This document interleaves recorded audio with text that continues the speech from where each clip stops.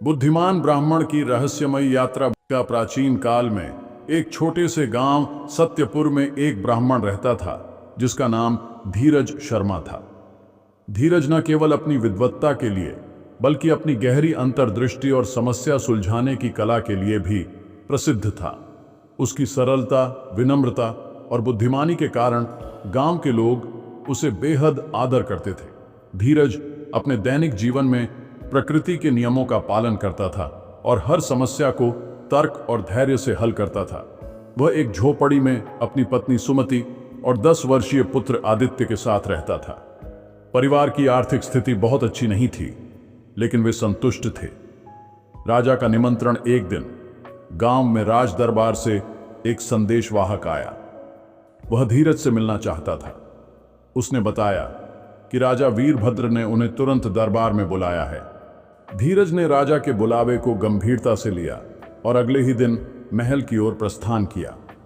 राजा वीरभद्र एक प्रजावत्सल शासक थे, लेकिन पिछले कुछ महीनों से वह परेशान थे। उन्होंने धीरज को अपनी चिंता बताई। राजा ने कहा, महल में अजीब घटनाएं हो रही हैं। अमावस्या की रात खजाने के कक्ष से सोने चांदी के आभूषण गायब हो जाते हैं। हमने कई पहरेदार तैनात किए, लेकिन कोई फायदा नहीं हुआ। ऐसा लगता है कि यह किसी अलौकिक शक्ति का काम है। धीरज ने राजा की समस्या को सुना और आश्वासन दिया, महाराज धैर्य रखें, हर समस्या का समाधान होता है। मैं इस रहस्य को सुलझाऊंगा, लेकिन मुझे थोड़ा समय चाहिए। महल का निरीक्षण। धीरज ने सबसे पहले खजाने के कक्ष का निरीक्षण किया। कक्ष मजबूत पत्थरों से बना था और बाहर से इसमें प्रवेश करना असंभव था। उसने दीवारों को ध्यान से देखा और फर्श का निरीक्षण किया। उसे फर्श पर हल्की खरोंचें दिखीं, जो किसी भारी वस्तु के खिसकाने के संकेत देती थी। धीरज ने महल के पुराने नक्शे का अध्ययन किया। उसे पता चला कि खजाने के कक्ष के नीचे एक गुप्त सुरंग है, जिसे सालों पहले बंद कर दिया गया था। पहली अमावस्या की रात धीरज ने अमावस्या की रात खजाने के कक्ष में छिपने का निश्चय किया। वह अपने साथ केवल एक तेल का दीपक और एक छड़ी लेकर आया। जैसे ही रात गहराई, चारों ओर सन्नाटा छा गया। आधी रात के समय उसे एक हल्की सी आवाज सुनाई दी। उसने देखा कि कक्ष की दीवार पर एक पत्थर धीमे से खिसक रहा है। वहां से एक लंबा नकाबपोश व्यक्ति निकला। उसने खजाने की अलमारियों से आभूषण उठाए और गुप्त दरवाजे से बाहर चला गया। धीरज ने उसका पीछा किया। वह गुप्त दरवाजे के रास्ते सुरंग में दाखिल हुआ। सुरंग लंबी और अंधेरी थी। उसके रास्ते में कई जाल और बाधाएं थीं, लेकिन धीरज ने अपनी सूझबूझ से सभी को पार कर लिया। जंगल और रहस्यमय मंदिर। सुरंग का दूसरा सिरा एक घने जंगल में खुलता था। वहां एक पुराना मंदिर था जो खंडहर में बदल चुका था। धीरज ने देखा कि नकाबपोश व्यक्ति मंदिर के अंदर गया और वहां एक अजीब मंत्र पढ़ते हुए आभूषणों को एक हवन कुंड में रख दिया। चरित्र निर्माण। धीरज की योजना और दृढ़ता।